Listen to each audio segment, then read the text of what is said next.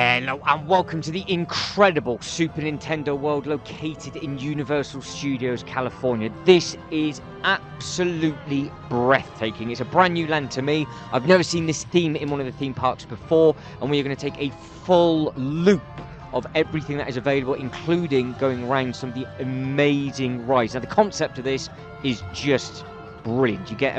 We'll go over all of that as we go through. So you go through one of these amazing tunnels with all the lights. If you're a massive fan of this kind of thing, I would imagine you know exactly where we're going to be ending up.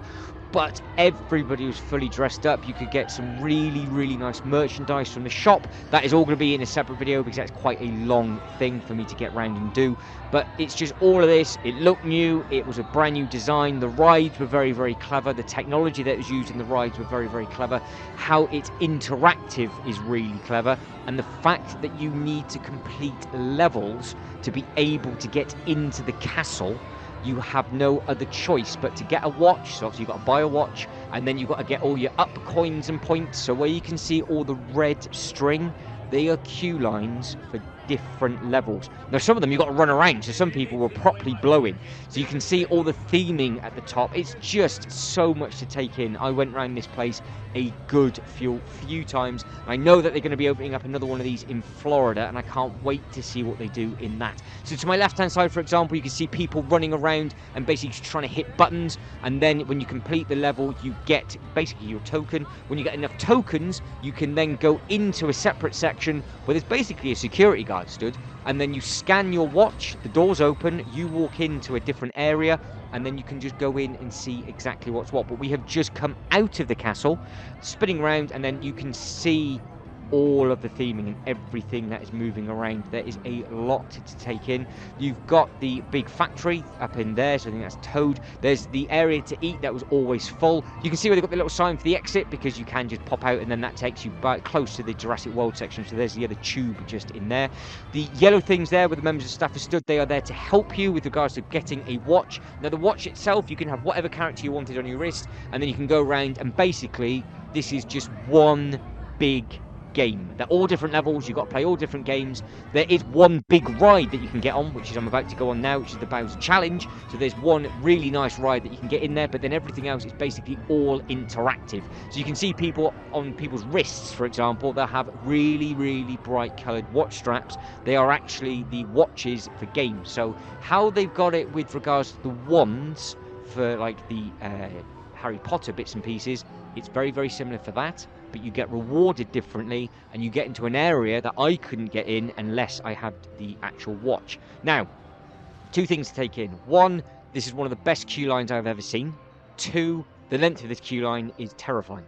So if it is very, very busy, I dread to think how long it would take to get on here. However, when you do actually hit the queue, you move very, very quickly. And I think there's actually more people enjoying themselves outside, running around like you would do on the game, because you are technically the character on a level, than there are people sat down in here, which is really, really nice to see. So I wonder, with the technology that they're using in this specific ride, how that is going to come across and develop future theme parks around the world, because this ride was nuts. You basically put on like a Mario hat, then you connected goggles to it, and those goggles then was the game. And as you turned your head, you would see different bits and pieces, and then on the steering wheel you would push the buttons, because you are sat in a cart and you are racing around. So it is a 3D version of a game that you would play, but as you turn your head round, it was completely different for each person sat on the cars. So it was very, very clever. It's something I've never experienced like that before, but we are still walking up the queue line, and we haven't actually met up with the rest of the people that are stood in the queue. So you can see just the volume of people that this will hold. I would dread to think how long this would be. If you've been here, and you have been here when it's very, very busy because you're watching this from the future, then obviously please do let me know in the comment section below, because I would imagine loads and loads of people have done this by now. It's a very, very high turnover ride. The staff look great wearing all of their sort of Mario Kart costumes and things like that. And then what we will be seeing now is an aerial view of the actual land of the park itself, because it is all enclosed. So from where you are, you can't see anything else. The walls are too tall, so you feel like you are in a completely different land, which is really, really nice. It's exactly what they've tried to do at obviously the one in Florida with both of the Harry Potter ones, and obviously the Harry Potter that they've got here as well. But you can see, all you can see basically from this high is the mountains behind. It looked very, very effective. So this ride itself, I think, is going to open doors to a lot of new technology coming into the ride. So I massively appreciate it from that aspect.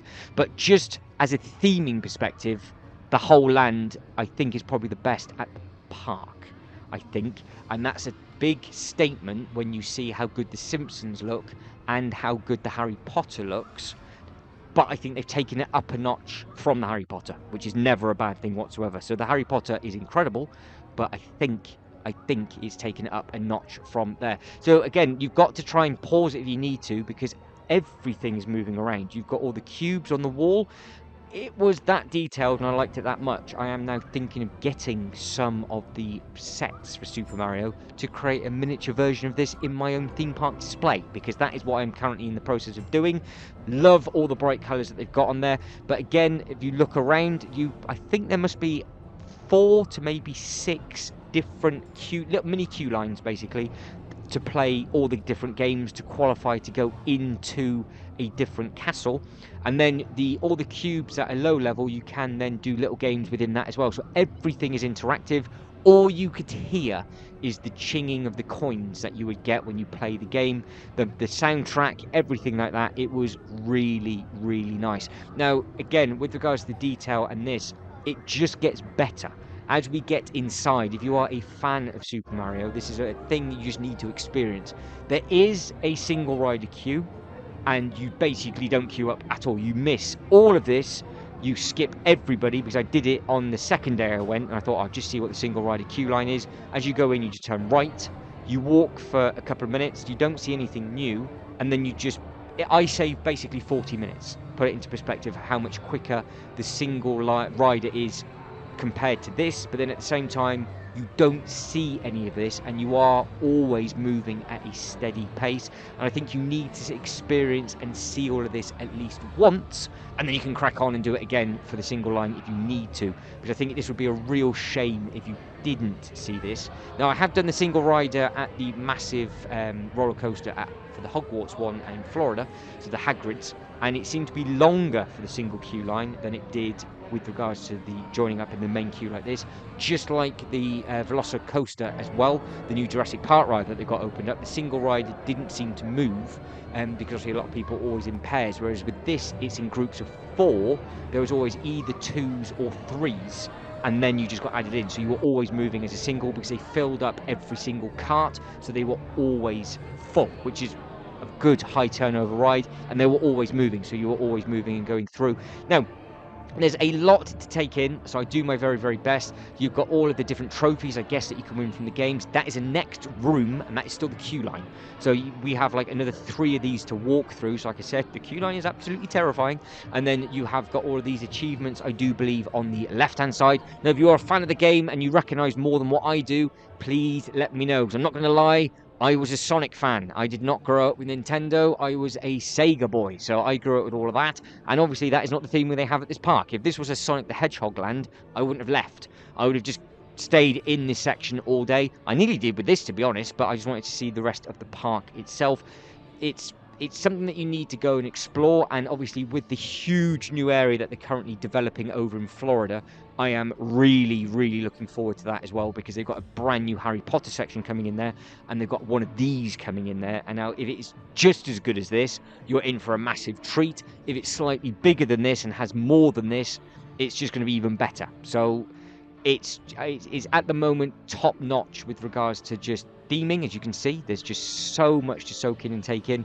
Again, you might need to pause it because it's just so much. And like I said, we are always moving, but I haven't cut anything out. This has all been one take since we sort of walked past the big Bowser, and we just keep plodding along nice and slow. Now, the only time you bottleneck up is when people have a fast pass, because if people have a fast pass, I think you pick your time slot to come, and then a big group of people come in and you all stand still for a couple of minutes, and then the queue carries on moving again. Now, I do believe they don't do that in Japan. I don't think in the Disney or in the Universal parks in Japan they have a fast pass option, because this is what you experience. You just experience a continuous slow moving queue line. So it doesn't feel like you're in there long, but you just feel like the ride has already started. You're going around soaking it all in, seeing everything. Everybody was taking photos and everything like that. Whereas regards to the fast passes and things, it bottlenecks the queue up, and then it just makes it much longer. So it'll be interesting to see if that is a thing that they carry on with moving forward with regards to the Japanese version or the American version. So there is big differences when you go to the different parks around the world, let alone in the different states. So it's on my list. It's on my list to try and get to, because there is a Legoland Japan over there, which I am very intrigued about, and I'm also intrigued about the Universal that they've got over there as well, because it seems to be a lot of the Universal parks are very close to Legoland parks, so it's perfect for this channel.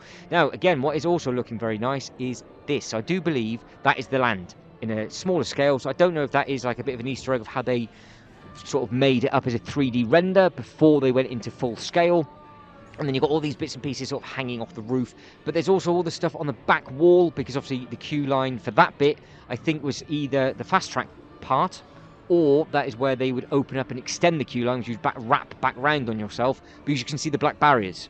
So there's all of that to sort of get round as well. So you can see where we're stood now. I think we are in the main queue line, because we will get passed by 1 or 2 people. This is not where the single riders go, because when I did the single rider bit, I did not walk through this bit at all. So again, you can see in the distance there'll be people taking photos of everything. So that's the bit where we bottlenecked up, because a group of people went by and then you stop. But that was one of the first times we stopped. And then all of a sudden they all went through, because it's large numbers at a time that go through, and then we just carry on moving nice and slowly. There's like a little pre-video that you got to go through, then you go into the next pre-video, but they get you in big groups at a time. But because the groups are so large, if it's just a nice steady continuous queue line like this, you don't really stop whatsoever, because everybody's moving at a nice slow pace, and they're just trying to soak everything in. But again, in the comment section below, let us know if you have been to this, let us know what you think of it, and if you are looking forward to the one in Florida, if you've not come over to the one over in California. It does, again, that is, we've done a full loop back on ourselves. That's how cleverly they've designed this queue line, because obviously that's where we first came into this bit.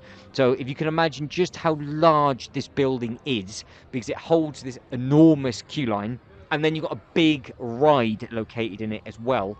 I would love to have an aerial photo of just how big this building is. Now, again, there's loads of interactive bits and pieces going on with this. All the TV screens having different bits. There is, I think this is where they make all the bombs. So this is all the Bowser bit. This is where he's sort of manufacturing what it is. So all you've got all the little bit of bombs. You can see them all on the TV. So you've got all the different bits of explosive stuff and all the stuff that you have in the game. And then you have different variations of little bits and pieces. So you can see them all being made and all being clipped together. So that's a nice little thing. And then I think the screens do keep changing. They have different bits in there. So I think they produce different bits. So you can see how they just walk through basically the piping. So they get built on one TV, walk through another screen. Then on the next screen it's something else. And it looks like they're supposed to go up the pipe and go to the next bit, and so on and so forth. So you can just see exactly what that's about. Then I think we go past some of the fires and furnaces, which I do believe is going to be another level on one of the games. Like I said, I've not really played the games. I've seen the film, but I've not played the games that much, so I don't have a huge understanding of what I am technically looking at. But then at the same time, I have a massive respect for it as well. It's the same thing with Harry Potter. When I walked around the Harry Potter, that was mind-blowing for the first time, but luckily I had seen all the films, so it kind of related to me a little bit more. Whereas with this, it's just something to see and soak in. And again, from a ride perspective, it's a very good ride as well. Now we are going into, I do believe this is the queue line. I say the queue line, this is the pre-show. So they are letting loads and loads of people in, and then they shut the doors, and you've got all these computer screens, and you've got all these arrows and all these different bits and pieces. They then do a minute or two video from MKTV, and then they move on to the next bit. There is then how you put all your helmets and the goggles and everything on, and it basically shows you how the steering wheel and everything works, and then how you basically race around and what all of the different bits and pieces are. So you are basically in a full scaled game, which is very clever. So if you've done the Ninjago ride at any of the Legoland parks, just instead of looking at the screens, just imagine you've actually got a hat on with the visor in front of you, and as you turn your head around, you see all of the different things going on, and then you can shoot that way. So for those people that have done the Ninjago ride, just imagine it's on a much more technical scale than that, but it worked flawlessly. It didn't freeze. It worked absolutely fine. Now, the shop. This is literally like a highlight reel of what the shop's going to look like. I do have a shop video at the ready of looking at all of the different merchandise. But again, look at the colors, look at all the piping, look at absolutely everything. And there is so much to buy as well. So you've got all different hoodies, you've got all the different tops, anything you can imagine. They have put it on a t-shirt or a hoodie or a pair of pajamas or a teddy, keyring, socks, the lot. Even like harder bits and pieces like that banana, for example. So you have all the bigger signs. So they knew what they were doing with the merchandise, and they have got these shops dotted around in 3 other places as well. And they've also got it at City Walk. So if you forget to get anything on the way out to the car park, they do have another Mario store, or technically Nintendo store, but they do have, basically just sells Mario stuff. And that is all the bits and pieces within that area. So it is a rather nice looking shop, I would say. And again, with all the piping and everything, I think you're spoilt for choice with regards to what you can buy and what you can get. But there's your pajama bottoms, there's your t-shirts, there's more t-shirts, there's your bright ones, your green ones. I think I've added more on this than I thought it was, because there's so many other stores. I think in the other stores is what the shop video is, and then this is just a longer view of the actual store. Now, there are 2 ways into this store. Obviously, the way I got in is coming off the ride, but you don't have to do the ride to come into this store. You can literally just come into this bit and have a look. And I think it's located right next to the calf, which I couldn't actually stick my head in because it was fully booked both times I went. And I went on a Friday and on a Wednesday. So I didn't even go at the weekends to this bit. So this is how busy this section is. Again, slightly older demographic. So with the younger ones, they might want to do this ride rather than playing the older games. But you've got loads and loads to pick from. So again, all the different Luigi mugs, hoodies, vests.